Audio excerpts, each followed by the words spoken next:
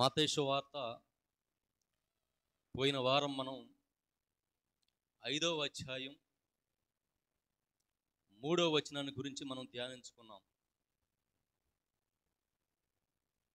ఏంటి ఆ 3వ వచనం గుర్తుందా మీకు? పోయిన వారం మనం ధ్యానించుకున్న ధన్యత గురించి మనం ఒకే ఒక వచనం గురించి పోయిన వారం మనం మాట్లాడుకున్నాం. యేసు ప్రభుల వారు పరిచర్య ఆరంభ దశలో ఉన్నప్పుడు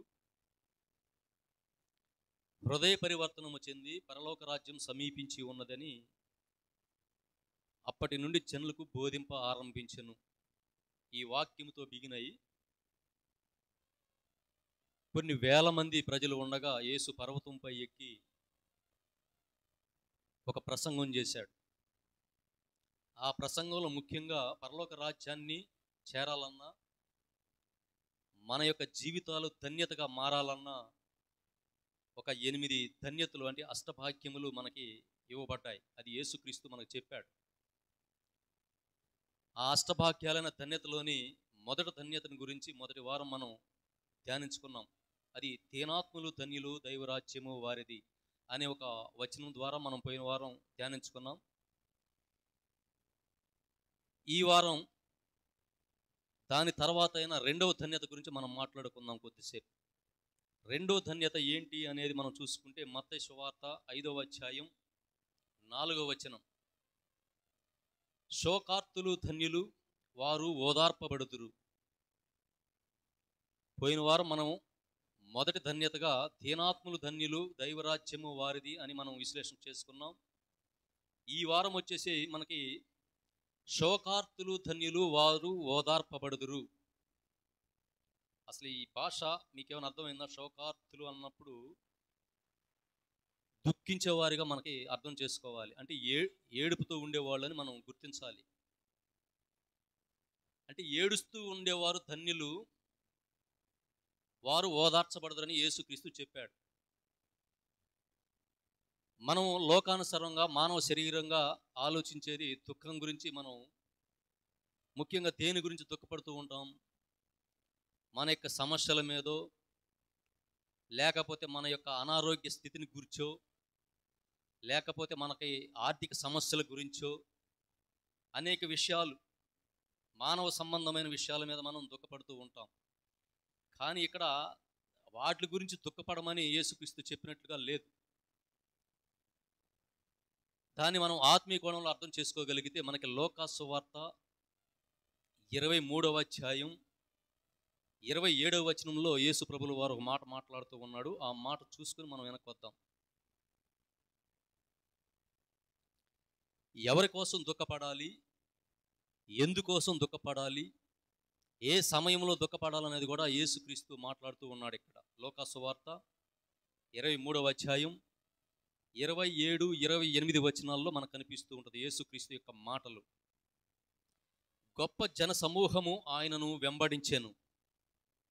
అందు కొందరు స్త్రీలు ఆయన కొరకు రొమ్ములు బాదుకొనుచు విలపించుచుండిరి. యేసు వారిని చూచి, యెరూషలేము కుమార్తెలారా, నా కొరకు ఏడవక వలదు, మీ కొరకును మీ బిడ్డల కొరకును దుఃఖింపుడు అనే మాట. ఇది యేసుక్రీస్తు విపరీతమైన దుఃఖమైన పరిస్థితిలో ఉన్నప్పుడు చెప్పిన మాట. గుర్తొచ్చింది ఈ మాట యేసుక్రీస్తు ఎప్పుడు పలికాడో మీకు ఏమైనా ఐడియా ఉందా? యేసుక్రీస్తు శిలువ మరణానికి న్యాయపీఠం ముందు శిలువ మరణం అప్పచెప్పినప్పుడు ఆయన తీసుకెళ్ళి ఆయన యొక్క వస్త్రాలు ఒలిచి ఆయన ముఖానికి ఒక ముసుగు తొడిగి ఆయన పిడిగుద్దులు గుద్దుతూ కొరడాలతో కొడుతూ చాలా అవమానకరమైన పరిస్థితుల్లో ఆయన భుజం మీద శిలువ పెట్టి ఊరేగింపుగా తీసుకెళ్తున్న టైంలో కొందరు స్త్రీలు వచ్చారు ఆయన దగ్గరికి. ఆ విధంగా బాధపడుతున్న యేసుక్రీస్తుల వారు బాధపడుతూ ఉన్నప్పుడు కొంతమంది స్త్రీలు ఆయన దగ్గరకు వచ్చి విలపించుచుండిరి అని ఇక్కడ వాక్యం ఉందంటే ఏడుస్తూ ఉన్నారని మనకు చెప్పబడింది. స్త్రీలు ఎందుకు ఏడ్చుంటారు? యేసుక్రీస్తు యొక్క బాధను చూసి వాళ్ళు ఏడ్చుంటారు, అంతే కదా. స్త్రీలకు వచ్చిన కష్టమైతే లేదు అక్కడ. యేసుక్రీస్తు శిలువ మీద భుజం మీద శిలువ పెట్టి ఆయన్ని కొరడాలతో కొడుతూ ముండ్ల కిరీటం పెట్టి ఆయన మొఖాన ఉమ్మి ఊస్తూ అనేక అవమానకరమైన పనులు చేస్తూ ఊరేగింపుగా తీసుకెళ్లే క్రమంలో యేసుక్రీస్తుని కొంతమంది స్త్రీలు అనుసరించి ఏడుస్తూ ఉన్నారు. అయ్యో ప్రభువా, ఏంది మీకు ఈ స్థితి అని ఏడ్చుండొచ్చు. మానవరీత్యా మనం కూడా అలాగైతే ఏడుస్తూ ఉంటాం. ఎవరైనా కష్టపడుతున్నప్పుడు అయ్యో పాపం అని అంటాం.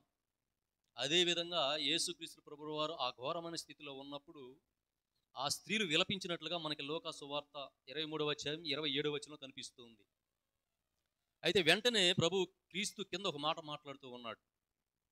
యేసు వారిని చూచి, అంటే ఆ ఏడుస్తున్న ఆ స్త్రీలను చూచి, యెరూషలేము కుమార్తెలారా, మీరు నా కొరకు ఏడవవలదు, మీ కొరకును మీ పిల్లల కొరకును ఏడవండి అని ఒక మాట అయితే క్రీస్తు మాట్లాడాడు.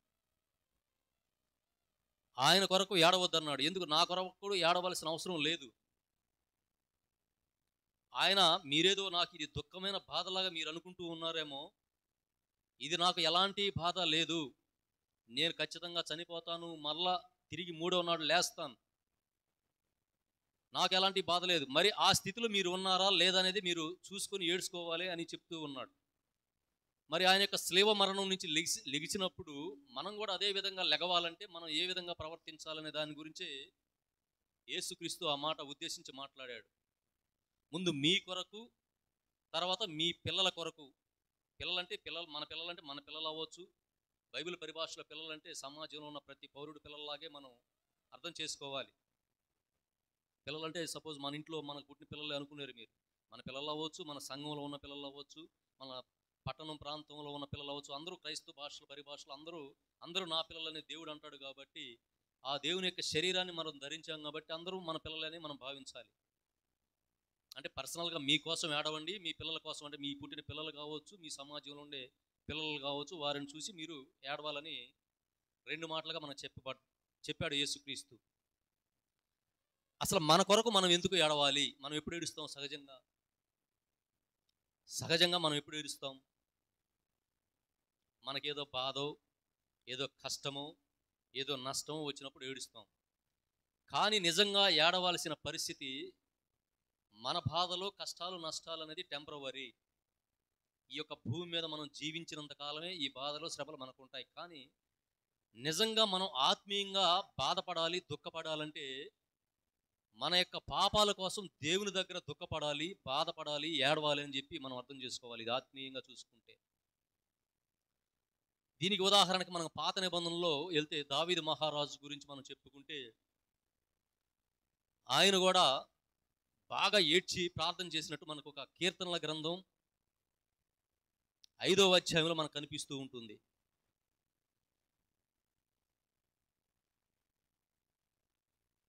కీర్తనల గ్రంథం 51వ అధ్యాయం.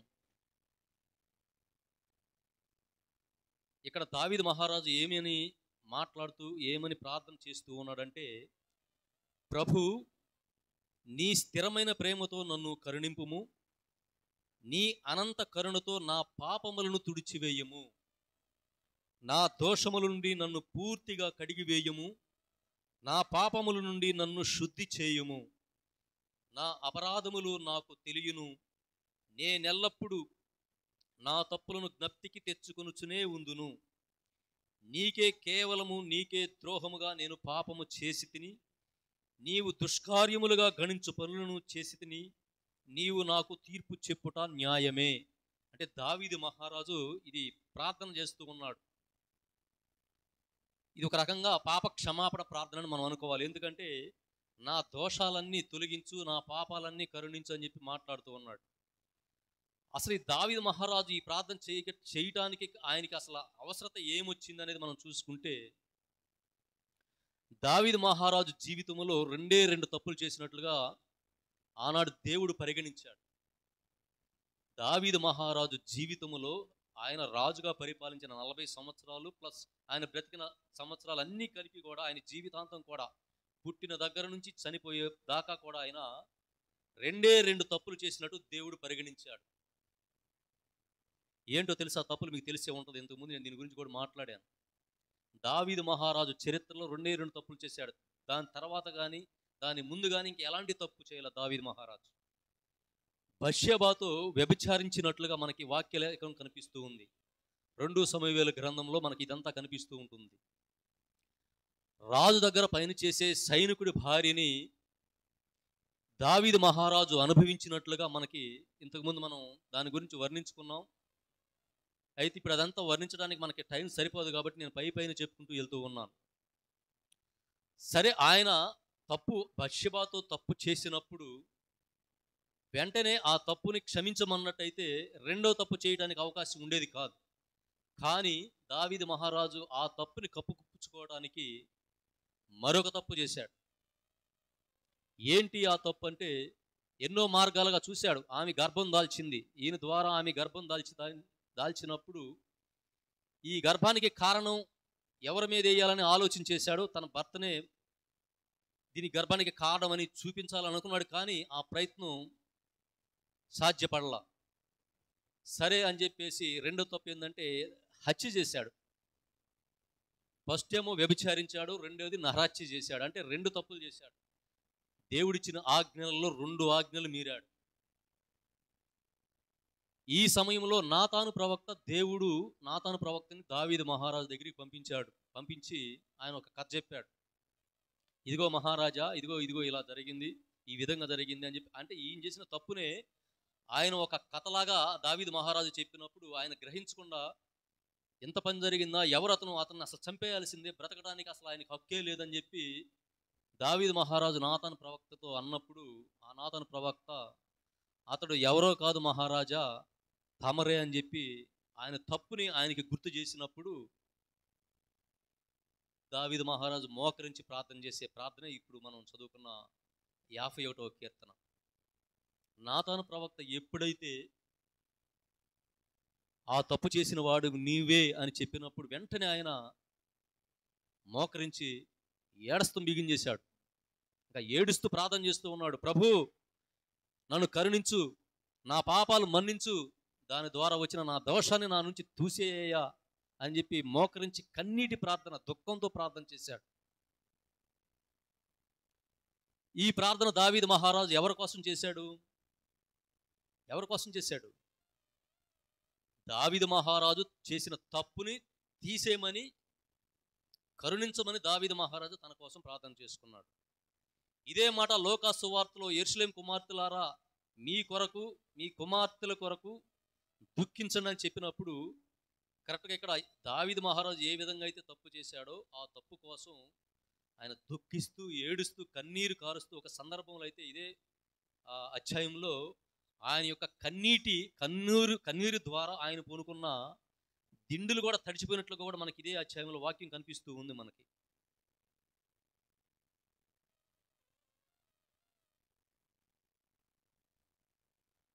అంటే ఆయన ఏ విధంగా కన్నీటి ప్రార్థన చేసి, ఏ విధంగా దుఃఖించి, ఏ విధంగా ప్రలాపించి ఏడ్చి దేవుణ్ణి వేడుకున్నాడో ఇక్కడ మనం గ్రహించాలి.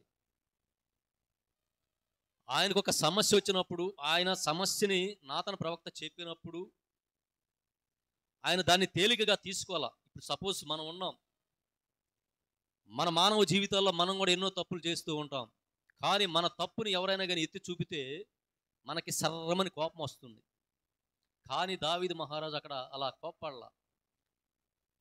మనసులో అనుకున్నాడు, చేశాను తప్పు, దేవుడు నాకు శిక్ష చేస్తాడు, కానీ ఈ శిక్ష నుండి నేను తప్పించుకోవాలని చెప్తే ఏం చేయాలి అనేది ఆయన మోకరించి కన్నీటి ప్రార్థనతో ఆ యొక్క తప్పుని కడిగేసుకున్నాడు ఆయన దావీదు మహారాజు.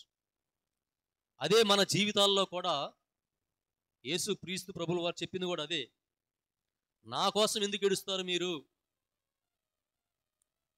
నాకు బాధగా లేదు, నేను చనిపోయి మళ్ళీ తిరిగి 3వ నాడు లెగుస్తున్నాను, నాకు తెలుసు అది. మీకోసం ఏడండి, మీ పాపాల కోసం ఏడవండి. మీ యొక్క తప్పుల్ని కప్పిపించుకోకుండా, మీ యొక్క పాపాలని దాచుకోకుండా నా దగ్గరకు వచ్చి మోకరించి కన్నీటి ప్రార్థన దుఃఖంతో వేడుకోనండి అనేది ఆ యొక్క వచనం ద్వారా మనం గ్రహించాలి. దావీదు మహారాజు అలా తప్పును ఒప్పుకున్నాడు కాబట్టి ఆయన యొక్క సంతానం స్థిరంగా కొనసాగుతూ ఉంది. లేకపోతే దావీదు మహారాజు సౌలు రాజు ఎలా అంతం చేయబడ్డాడో దావీదు మహారాజు కూడా అలాగే అంతమైపోయేవాడు. సౌలు మహారాజు తప్పులు చేశాడు, దావీదు మహారాజు తప్పు చేశాడు, కానీ సౌలు అంతమైపోయాడు, దావీదు మహారాజు మాత్రం హెచ్చించబడ్డాడు. దీనికి గల కారణం ఏంటి అని మనం చూసుకుంటే, సౌలు మహారాజు ఏమో గర్వంతో దేవుని లెక్క చేయకుండా విర్రవీగిపోయాడు. దావీదు మహారాజు ఏమో చేసిన తప్పును తలుచుకొని ప్రభువు దగ్గర కాళ్ళ కింద వాలిపోయాడు. ఇక్కడ మనకు అర్థమైపోవాలి, ప్రభువును మనం వేడుకుంటే మనల్ని పాపాలు క్షమిస్తాడు, మన దుఃఖాన్ని తీసేస్తాడనడానికి దావీదు మహారాజే మనకి పాత నిబంధనలో మనకి కనిపిస్తూ ఉన్నాడు. ఇదంతా ఎందుకంటే ఏదో దుఃఖపడుతున్నాం అని ఏదో నామకే వాస్తేగా వచ్చి ప్రభువా ఇదిగో నేను పాపం చేశాను నన్ను క్షమించంటే కాదు. ఆ దుఃఖం ద్వారా మన హృదయ పరివర్తన రావాలి. అందుకే యేసుక్రీస్తు ప్రబోధం మొదలెట్టే ముందే ఒక మాట చెప్పాడు, హృదయ పరివర్తనం చెందుడి, మీకు పరలోక రాజ్యం సమీపించి ఉన్నది అని చెప్పాడు. అంటే పరలోక రాజ్యం అంటే ఆయన గురించి చెప్పుకున్నాడు. దేవుడినైనా నేను మీ భూమి మీదకి వచ్చి ఉన్నాను, మీరు యొక్క మనసులను మార్చుకొని నన్ను వెంబడించండి అని దాని అర్థం. ఏదో నామకాయ వాస్తేగా వచ్చి మన ఇష్ట ప్రకారం తప్పులు పాపాలు చేసి ఏదో దేవుడి దగ్గరికి వచ్చి ప్రభువా నేను ఆ తప్పు చేశాను ఈ తప్పు చేశానంటే ఎలాంటి ప్రయోజనం ఉండదు. అంటే ఎంత కఠినంగా దావీదు మహారాజు ఎంత తీవ్రంగా హెచ్చిస్తే కానీ ఆయన యొక్క కన్నీరు కూడా ఆ దిండులు కూడా తడిసిపోయినాయి అంటే ఆయన ఏ విధంగా ఏడ్చుంటాడో మనం ఒకసారి గ్రహించాలి. ఆ విధంగా అంత లోతుగా బాధ అనేది మనం దేవుడి దగ్గర బాధతో ప్రార్థన చేయాలనేది ఆ యొక్క వచనం ద్వారా, యెరూషలేము కుమార్తెలారా మీ కొరకు మీ పిల్లల కొరకు ప్రార్థించండి అన్నది, మీ కొరకు ప్రార్థించండి అనేది దేనికోసం? మన కష్టాలు నష్టాలు అప్పుల కోసం కాదు, ఇవి ఎప్పుడు ఉండే ఈ ప్రభు లెక్కలో ఈయనకి పెద్ద సమస్యగా కూడా కాదు, మనకేదో పెద్ద భారంగా అవ్వచ్చు, కానీ దేవుడి లెక్కలో పెద్ద సమస్య కూడా కాదు. మనకి మానవ నిమిత్తం భూమి మీద ఉన్న సమస్యలు ఏది కూడా మనం లెక్క చేయాల్సిన అవసరం లేదు. ప్రభు అదే చెప్తూ ఉంటాడు, నా మీద మోకరించండి నన్ను ఆనుకోండి మీ యొక్క తప్పిదాల్ని. అందుకే చెప్తూ ఉంటాడు మనకి యోహాను సువార్తలో,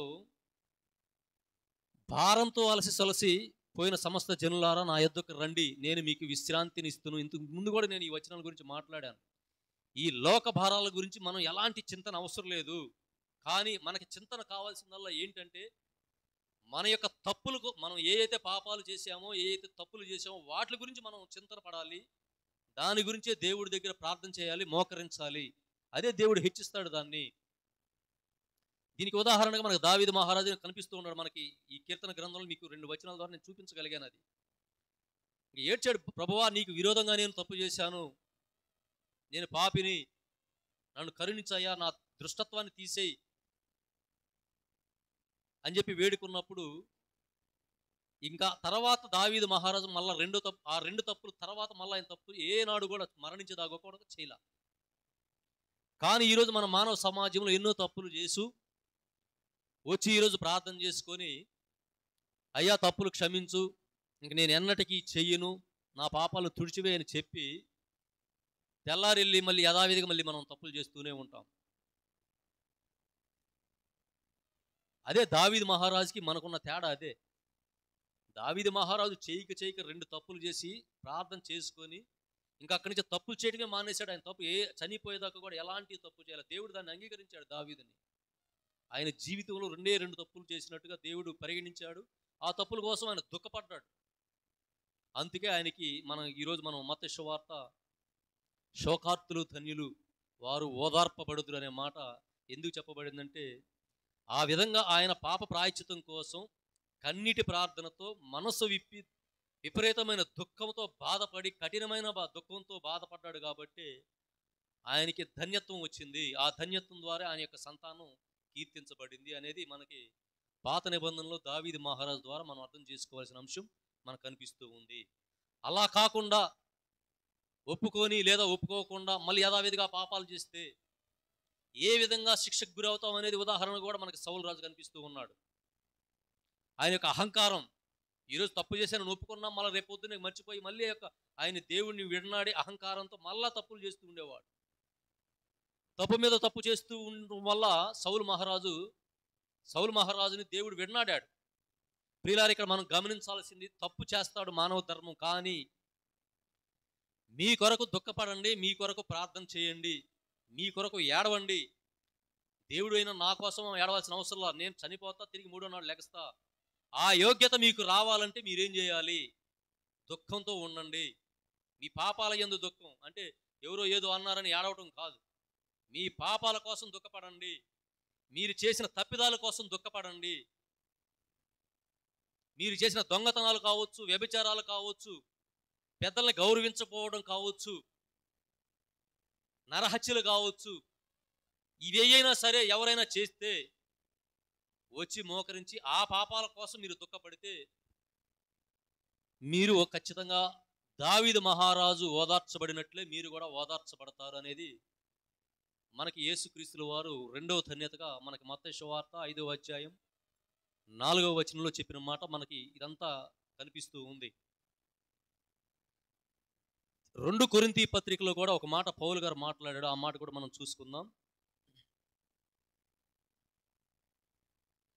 2 కొరింథీల పత్రిక 7వ అధ్యాయం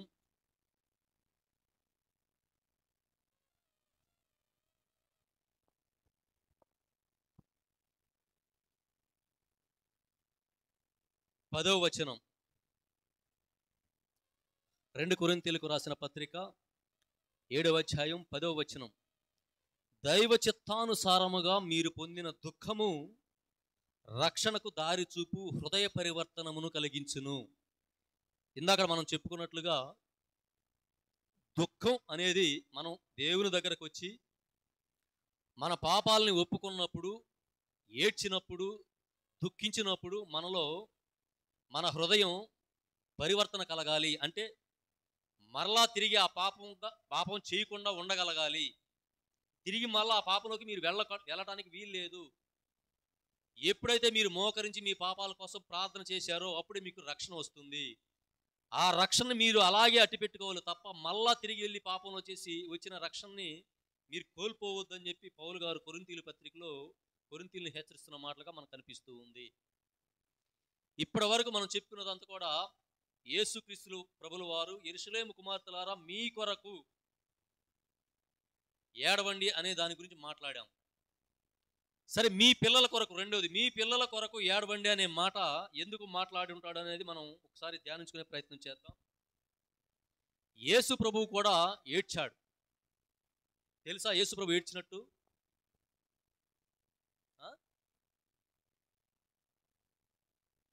యేసు ప్రభువు కూడా ఏడ్చాడు.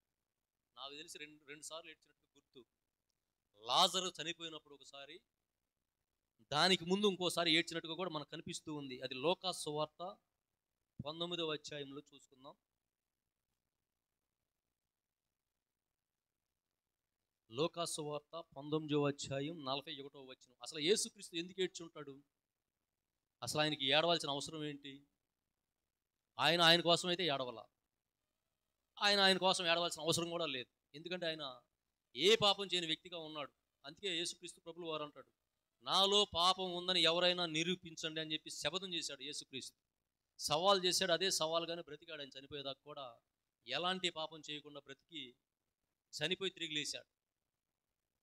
కానీ ఇక్కడ యేసుక్రీస్తు ఎందుకు ఏడ్చాడంటే, లూకా సువార్త 19వ అధ్యాయం 41వ వచనంలో యేసు యెరూషలేమును సమీపించి ఆ నగరమును చూచి ఇట్లు విలపించెను. అంటే ఏడుస్తూ ఉన్నాడు. విలపించడం అంటే ఏడవడమే. నేడైనను నీవు శాంతికి అవసరమైన దానిని గుర్తించి ఉండిన ఎడల బాగుండేది, నీవు అటలా చేయలేకపోతివి అనే మాట ఎందుకు మాట్లాడతామంటే, యేసు యెరూషలేమును సమీపించి ఆ నగరమును చూచి ఇట్లు విలపించెను. యేసుక్రీస్తు యెరూషలేము అంటే యెరూషలేము నగరం దేవాలయం ఉన్న నగరం. అది సొలొమోను కట్టించిన దేవాలయం యెరూషలేములోనే కట్టించాడు. యెరూషలేము అంటే ఆ నగరాన్ని చూసి ఏడవటం కాదు. నగరంలో ఏదో మంచినీళ్ళు రావట్లేదనో, రోడ్లు సరిగా లేవనో, డ్రైనేజ్ వ్యవస్థ సరిగా లేదనో, కరెంట్ లేదనో ఆ నగరాన్ని గురించి యేసుక్రీస్తు ఏడవల. ఆ నగరంలో నివసించే ప్రజల గురించి ఏడ్చాడు. ఎందుకు ఏడ్చాడంటే, ఆయన బ్రతికున్న నాళ్ళు అనేక మందికి స్వస్థతలను ఇచ్చాడు, అనేక మందికి ఆరోగ్యాన్ని ఇచ్చాడు, అనేక మందికి ఆహారాన్ని అందించాడు, అనేక మందికి అనేక రకాలుగా ఎన్నో సేవలు చేశాడు. కానీ యేసుక్రీస్తు ప్రభువు వారిని ఎవ్వరూ గుర్తించాల. ఆఖరికి ఆయన రాళ్లతో కొట్టారు, ఉమ్మి వేశారు, ముళ్ళ కిరీటం పెట్టారు. లాస్ట్కి ఆఖరికి వచ్చే లోపల శిలువ మరణం కూడా చేసే సంగతి మనకు తెలిసిందే. కానీ ఇక్కడ యేసుక్రీస్తు యెరూషలేం పట్టణ వాసుల గురించి ఎందుకు విలపించాడంటే, నేను వీళ్ళకి ఇన్ని మాటలు చెప్పినా, ఇంత వాక్యము చెప్పినా, ఇన్ని దేవుడి మాటలు చెప్పినా, వీరు దేవుని యందు నమ్మిక ఉంచకుండా, దేవుని యొక్క మాటను వినకుండా, దేవుని గ్రహించకుండా, దేవునికి వ్యతిరేకంగా వెళ్తూ దేవుని కుమారుడైన నా మీదకే వీళ్ళు రాళ్ళు చూపుతున్నారు అని చెప్పి యేసుక్రీస్తు ఒక చిన్న బాధ. రాళ్ళు రువినందుకు ఆయన బాధపడలేదు, కానీ ఈ చెడు వ్యవస్థల్లో ఎందుకు వెళ్ళిపోతున్నారు ప్రజలు? సువార్త మేము చెప్తూ ఉన్నాం కదా, దేవుని మాట ఏంటో మీకు చెప్తూ ఉన్నాను, కానీ దేవుడి మాట మీద మీరు నిలబడకుండా వేరే మార్గాల్లోకి మీరు ఎందుకు వెళ్తున్నారని దాని గురించే యేసుక్రీస్తు ఏడుస్తూ బాధపడినట్టుగా మనకి లోకా సువార్త 19వ అధ్యాయం 41వ వచనంలో మనకు కనిపిస్తూ ఉంది. ఈ మాట ఎందుకు చెప్తూ ఉన్నానంటే, నేను దీన్ని మనం అర్థం చేసుకోవాలంటే పాత నిబంధనలకు మనం వెళ్ళగలిగితే యోసేపు గురించి మనం కొద్ది జ్ఞాపకం చేసుకోవాల్సిన అవసరం ఉంది. ఈ సమయంలో యోసేపుకి వాళ్ళ అన్నదమ్ముళ్ళు ఒక అడవి ప్రాంతంలో యోసేపుని చంపి, ఆ తమ్ముడిని చంపి, ఆయన యొక్క వస్త్రాలని గొర్రెల రక్తంలో ముంచి, ఆ వస్త్రాలు తీసుకెళ్లి తండ్రి యాకోబు దగ్గర తీసుకెళ్ళి, ఇదిగో నాయన, ఇదిగో నీ చిన్న కుమారుడైన యోసేపుని ఏయో అడవి మృగాలు తినేసినాయి అని చెప్పి యాకోబుని నమ్మించే ప్రయత్నం చేశారు వాళ్ళు. యాకోబు కూడా నమ్మి ఏడ్చాడు, ప్రలాపించాడు. నా ప్రియమైన కుమారుడు చనిపోయాడు కదా అని చెప్పి ప్రలాపించాడు. తర్వాత ఏం జరిగిందనేది, ఐగుప్తు ప్రాంతంలో ఆయన రాజుగా మంత్రిగా ఎదగడం, తర్వాత వీళ్ళకి కరువు రావటం, వీళ్ళందరూ మళ్ళీ ఆయన దగ్గరికి వెళ్ళడం, ఇదంతా చరిత్ర ఉంది. ఇదంతా లోతుకి వెళ్తే మనం చాలాసేపు పడుతుంది. ఈ ప్రలాపన అనేది ఎందుకు ఏడ్చాడంటే, యేసుక్రీస్తుల వారు అక్కడ మనకి లోకా సువార్త 23వ అధ్యాయం 27వ వచనంలో చెప్పినట్లుగా, యెరూషలేము కుమార్తెలారా మీ కొరకు మీ పిల్లల కొరకు ఏడవండి అనే మాట. మీ పిల్లలు అంటే మన పిల్లలు అవ్వచ్చు, మన సంఘంలో పిల్లలు అవ్వచ్చు, మన సమాజంలో పిల్లలు అవ్వచ్చు, మన పట్టణంలో ఉండే పిల్లలు అవ్వచ్చు, ఎవరైనా సరే క్రీస్తు పరిభాషలో ఎవరైనా సరే క్రీస్తు యొక్క పిల్లలుగానే ఉన్నారు. ఎవరికి ఏ సమస్య వచ్చినా వారి కోసం కూడా మనం దుఃఖించాలి. మొదటిగా మనం చెప్పుకున్నప్పుడు మన కోసమే దుఃఖించుకున్నాం. రెండోసారి కూడా ఎవరికి ఏ సమస్య వచ్చినా వారి కోసం కూడా మనం దుఃఖించాలి. అవసరమైతే వారి కోసం ప్రార్థన చేయాలి. అవసరమైతే వారి కోసం మనం చేయగల సహాయం చేయాలి.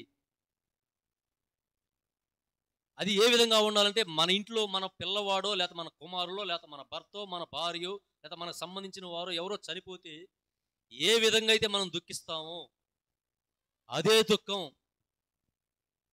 అందరి మీద చూపించాలి అనేది అక్కడ యేసుక్రీస్తుల వారు మాట్లాడిన మాటగా మనం గ్రహించాలి. అందుకే మత్తయి సువార్త 5వ అధ్యాయం 4వ వచనంలో అందుకే చెప్తున్నాడు, శోకార్తులు ధన్యులు వారు ఓదార్పబడుదురు. మనం ఎన్ని చేసినా కూడా ఈ యొక్క ధన్యతగాని మనం లేకపోతే మనం ఓదార్చబడలేం. మనం మానవ అతీతంగా మానవ ఆశల కోసమే మనం ఉంటూ ఉంటాం.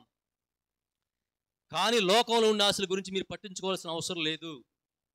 ఇందాక మనం అనుకున్నట్టుగా మనం ఏ పాపం చేసినా కన్నీటి ప్రార్థన చేసి దుఃఖంతో ఆయన్ని వేడుకుంటే మన పాపాలు తీసేస్తాడని చెప్తూ ఉన్నాడు. అలా అని చెప్పి రేపొద్దున మళ్ళీ ఇంకో పాపం చేయమని కాదు.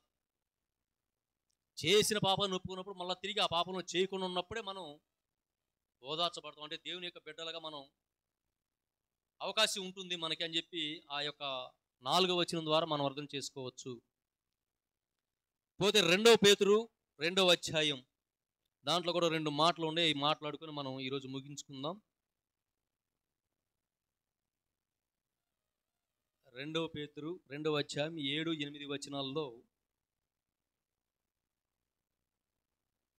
దుర్మార్గుల అవినీతికరమగు ప్రవర్తనల గూర్చి వ్యధనొందిన సత్పురుషుడగు లోతును ఆయన కాపాడెను.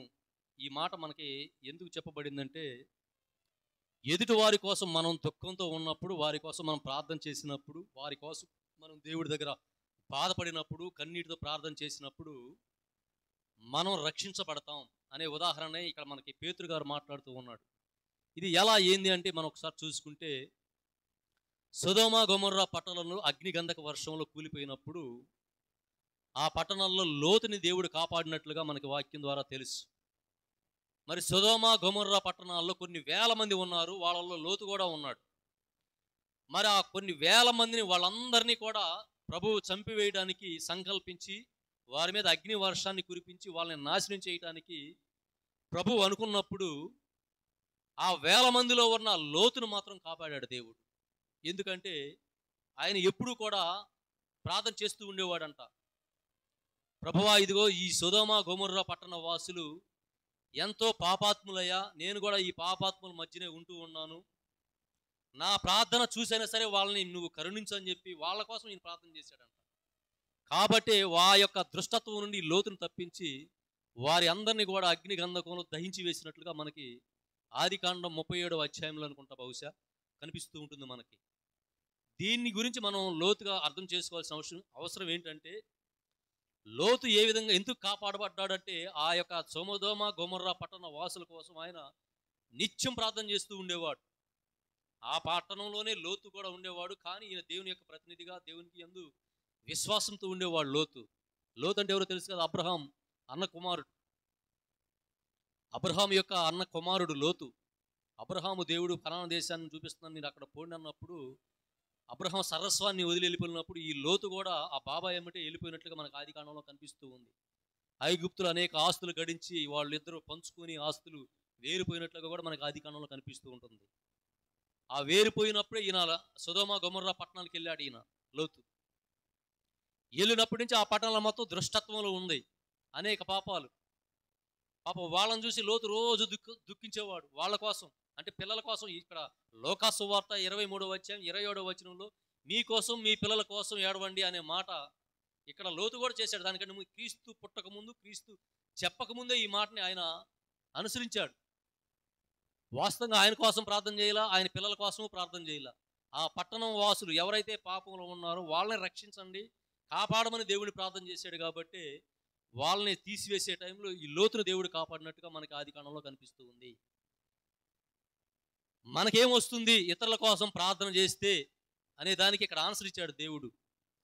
మనం ఎవరికైతే మనం మేలు చేయాలనుకుంటామో తప్పకుండా అప్పుడు దేవుడు మనకు మేలు చేస్తాడనేది ఇక్కడ ఈ వచనం ద్వారా మనం గ్రహించాలి.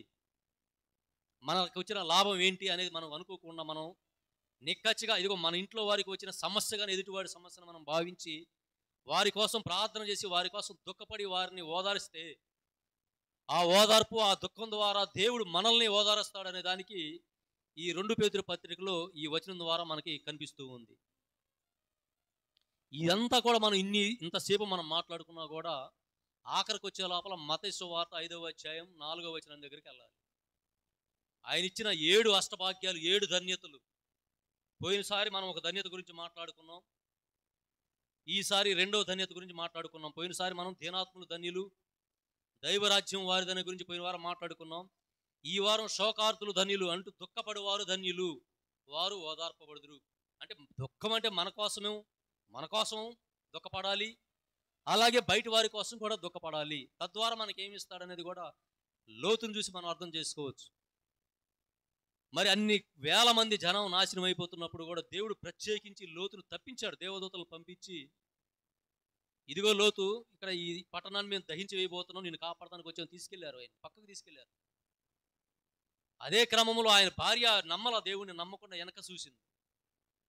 ఎక్కడికో తీసుకెళ్తున్నారు, ఎందుకు, మేము ప్రశాంతంగా బాగానే ఉన్నాం కదా ఆ పట్టణాల్లో, అక్కడే ఉంటే పోయిద్ది కదా, అక్కడ సుఖశాంతోత్సవాలతో బాగానే ఉన్నాం కదా మేమని ఆమె ఎప్పుడైతే ఆమెకి మనసులో ఆలోచన వచ్చిందో ఏ విధంగా మారిపోయింది ఆమె, లోతు భార్య ఏ విధంగా మారిపోయింది.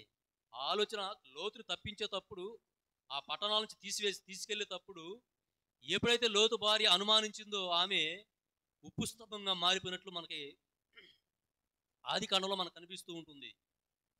ఇవన్నీ గతంలో మనం చెప్పుకున్నాం, మీకు గుర్తుందో లేదో నాకైతే తెలియదు. కానీ లోతు భార్య లోతుకి 2 కుమార్తెల్ని తీసుకొని దేవదూతలు వెళ్ళే క్రమంలో ఎందుకు వెళ్తున్నారంటే, ఇది ఈ పట్టణాలని మేము అగ్నితో దేవుడు దహించి వేయబోతున్నాడు, మీరు కొన్ని మంచి పనులు చేశారు కాబట్టి మీ మంచి పనుల ద్వారా దేవుడు మిమ్మల్ని రక్షించమని మమ్మల్ని పంపించాడని చెప్పి దేవదూతలు ముందు రోజుగానే వచ్చి వాళ్ళ ఫ్యామిలీని రక్షించే క్రమంలో లోతు భార్య అనుమానించినప్పుడు ఆమె ఏమైంది, ఉప్పు స్తంభంగా మారిపోయింది. మనిషి పరిగెత్తే మనిషి ఎప్పుడైతే ఆ దురాలోచన ఆమె మనసులోకి వచ్చిందో ఆమె అలాగే ఉప్పు స్తంభంగా మారిపోయింది మనిషి. ఇదంతా మనకి ఆదికాండంలో కనిపిస్తూ ఉంటుంది. తర్వాత లోతు కుమార్తెలు తప్పించబడ్డారు అక్కడి నుంచి. ఎందుకు తప్పించబడ్డారంటే ఆయన దుఃఖంతో ప్రార్థన చేశాడు సొదొమ గొమొర్రా పట్టణాల గురించి. ఆ పట్టణవాసుల పాపాలని తీసేయమన్నాడు, వాళ్ళ దుష్టత్వాన్ని తప్పించమన్నాడు. వాళ్ళ కోసం ఆయన ప్రార్థన చేశాడు. కాబట్టి ఇక్కడ లోతు ఈయన తప్పించబడ్డాడని మనం ఈరోజు మీ యొక్క మాట ద్వారా అర్థం చేసుకోవాలి. యేసుక్రీస్తు ప్రబోధం మొదట్లో చెప్పిన మాటలు ఇవి మొత్తం 8. మనం అనుకుంటాం మన జన్మ ధన్యమైపోవాలంటే ఏం చేయాలరా అనే ప్రశ్న వచ్చినప్పుడు యేసుక్రీస్తు మీ జన్మ ధన్యం అవ్వాలంటే ఇదిగో 8 పాటించండి అని చెప్పాడు. ఇదిగో నేను ఒక 8 మాటలు మీకు చెప్తూ ఉన్నా.